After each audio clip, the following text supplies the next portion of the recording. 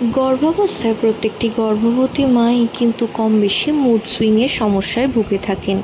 Mood swing এই সময় হওয়া খুবই স্বাভাবিক একটি ঘটনা।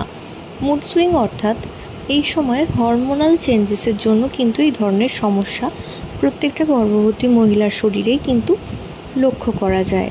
কিন্তু গর্ভাবস্থায় যে সমস্ত গর্ভবতী মহিলারা মাত্রাতিরিক্ত কান্নাকাটি করছেন কিংবা পরিবারের লোকজনের চাপে রয়েছেন কিংবা কোনো রকম ডিপ্রেশনে রয়েছেন, তাদের জন্য কিছুটা সতর্কবার্তা আজকে এই ভিডিওর মধ্যে থাকবে। অবশ্যই যদি চ্যানেলে নতুন হয়ে থাকেন চ্যানেলটিকে ফলো করে রাখবেন, কারণ প্রেগন্যান্সি রিলেটেড নানান ভিডিও কিন্তু চ্যানেলে আসতে থাকে।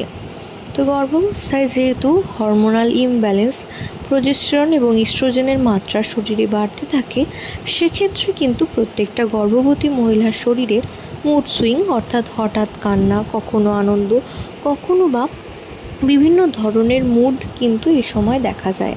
কখনো টক খেতে ইচ্ছা করে, কখনো ঝাল খেতে ইচ্ছা করে।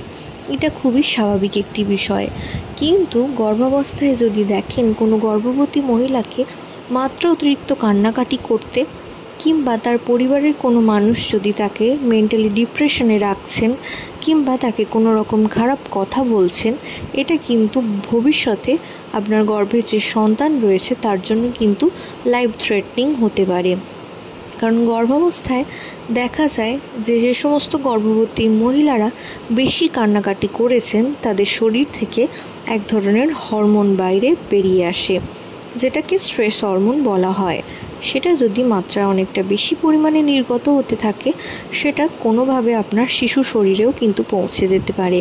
এবং এই স্ট্রেস হরমোন কী কী ক্ষতি করে সেটার বিষয়ে আমরা জানব।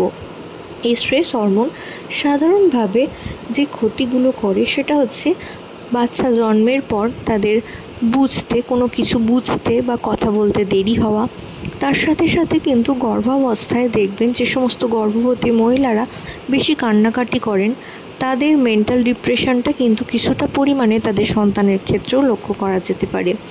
অর্থাৎ অটিজম নামক যে সমস্যা, সেই সমস্যাও কিন্তু দেখা যেতে পারে। সেই কারণেই কিন্তু ম্যাক্সিমাম সময় চিকিৎসকেরা পরামর্শ দিয়ে থাকেন যে এই সময়টা বাড়ির প্রত্যেকের উচিত সে গর্ভবতী মহিলার যত্নে রাখা এবং তাকে সুস্থভাবে বাঁচতে দেওয়া এবং তাকে হাসি খুশি রাখাটা ভীষণভাবে প্রয়োজনীয়। তো এই সময় প্রত্যেকটা পরিবারের লোকের কাছে অনুরোধ রইল, যে সমস্ত গর্ভবতী মহিলারা আপনার আশেপাশে রয়েছেন তাদেরকে আনন্দ দিন, আনন্দে থাকতে দিন এবং আনন্দে বাঁচতে দিন। কারণ এই সময়টা ভীষণ ভাইটাল। ভবিষ্যতে যে বাচ্চাটি আসতে চলেছে তার জন্য কোনো রকম বাধা সৃষ্টি করবেন না। তো আশা করছি ভিডিওটা কাজে আসবে। প্রত্যেকে ভালো থাকুন, সুস্থ থাকুন এই কামনা করে ভিডিও এখানেই শেষ করছি। নমস্কার।